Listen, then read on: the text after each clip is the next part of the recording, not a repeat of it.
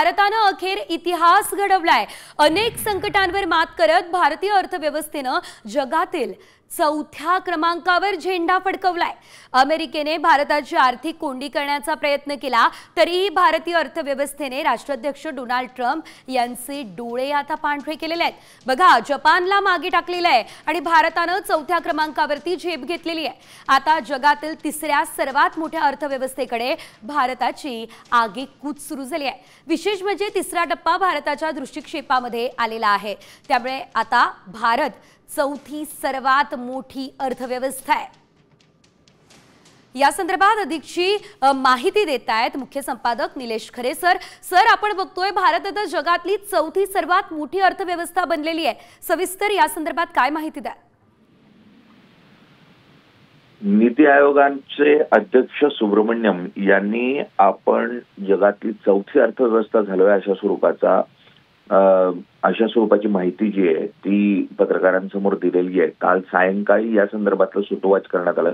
नीति आयोगाची बैठक झाली आहे आणि त्या बैठकीनंतर 4 ट्रिलियन डॉलर्स इतकी आपण इकॉनॉमी क्रॉस केली आहे, इतका आपला जीडीपी झालाय, अशा स्वरूपाची माहिती ही सुब्रमण्यम यांच्याकडून देण्यात आली।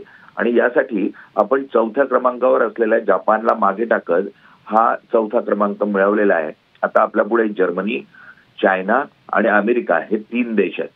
चौथ्या क्रमांकावर आपण आहोत।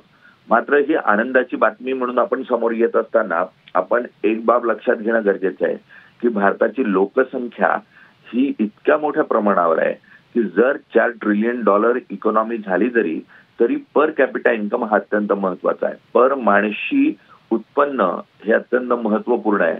पर माणशी उत्पन्नात आपण अत्यंत दयनीय परिस्थितीत आहोत। साधारण आपला क्रमांक 34 किंवा 35 हवा लागतो।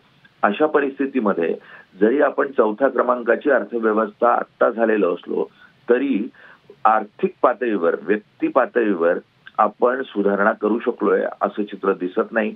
वाढता महागाई दर आणि त्यातून तयार होत चाललेली जागतिक अर्थव्यवस्था, यातून तयार होत असलेली इकॉनॉमी, यातून एक मोठी अर्थव्यवस्था आपल्याला पाहायला मिळते।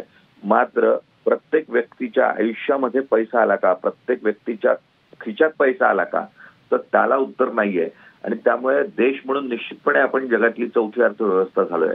मात्र देशातल्या प्रत्येक जनतेच्या दृष्टीनं आपण विकसित अर्थव्यवस्था झालोय असं काही म्हणता येणार नाही।